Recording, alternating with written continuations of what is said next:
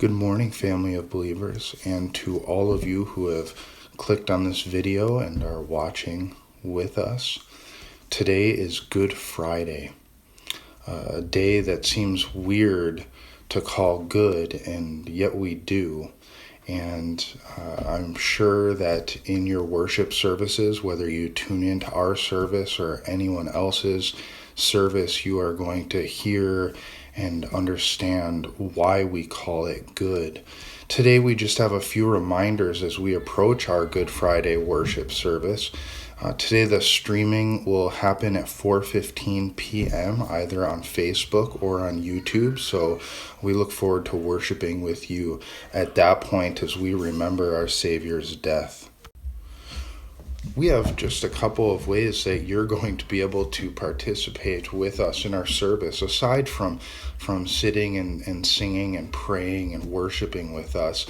So we just have a few notes for you for that service today, which is streaming at 4:15. Of course, you can watch it anytime after that you would like.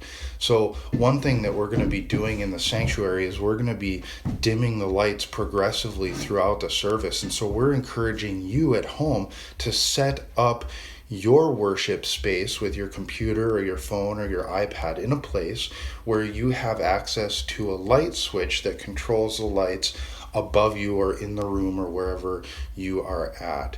And then at the appropriate point in the service, you're going to get a cue coming up on the screen telling you or encouraging you to reach over and switch those lights off.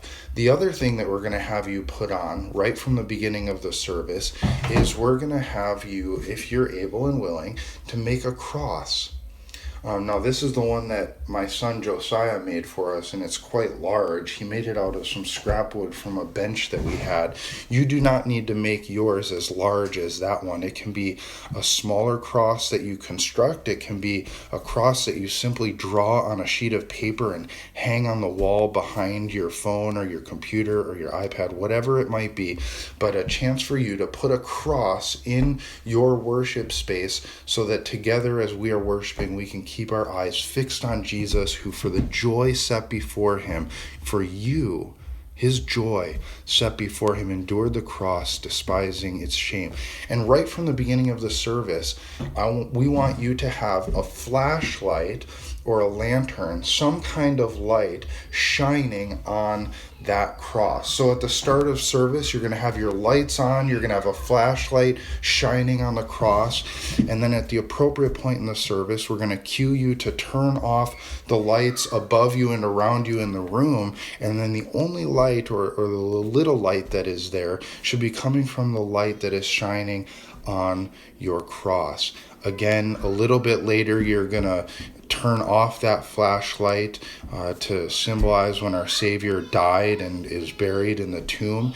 And then at the very end of the service, you're going to get a cue that encourages you to turn only that flashlight back on to anticipate and look forward to the joy of Easter, because we know even on this day, this hard day, we call it good because Jesus, our Savior, the light of the world, came into the darkness, and the darkness could not overcome him.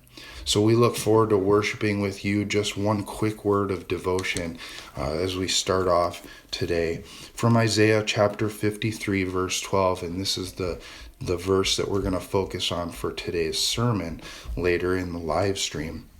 But it says this: "Therefore I will divide him a portion with the many, and he shall divide the spoil with the strong, because he poured out his soul, his life, to death, and was numbered with the transgressors. Yet he bore the sins of many and makes intercession for the transgressors." Today, on Good Friday, it can be tempting to only focus on the physical agony that our Savior endured for us, which indeed was great. Crucifixion was a horrific, truly horrendous way to die. But Isaiah, in this verse, reminds us that the greatest anguish, the greatest pain, that this suffering servant coming from the Lord himself, who was the Lord himself, Jesus Christ, the Messiah, the greatest pain that he would experience is the pain of hell itself, the pain of bearing our sin, our guilt, our transgressions, our iniquity, our failures, our pride, all in himself. He took on all of that darkness of our world, not just for us, but for all people, past, present, and future. Jesus, the Son of God, endured the pain of hell itself for us. That is what we are remembering on this day. He suffered that so that we do not have to. There are many people, many people who would die for another person. We see many of them in action even right now today who are putting their lives on the line, risking all of that for the sake of their fellow human beings to battle this virus, that darkness, that sickness. But yet, there is not one person on this earth who would face the pain of hell for another human being except Jesus. And not just for one person. He faced it for all of us. Join us later today at 4:15. It's streaming on YouTube or Facebook at 4:15 p.m. To worship, to pray, to praise, to give thanks, to take note with joy that is tempered today of exactly what our Savior has done for us. Join us, 4:15, and together we will keep our eyes fixed on Jesus, who for the joy set before him for us endured this cross, endured the pain of hell, and despised its shame, and showed us that he is the light of the world that no darkness can overcome. God's peace be with you today, and we look forward to worshiping with you later.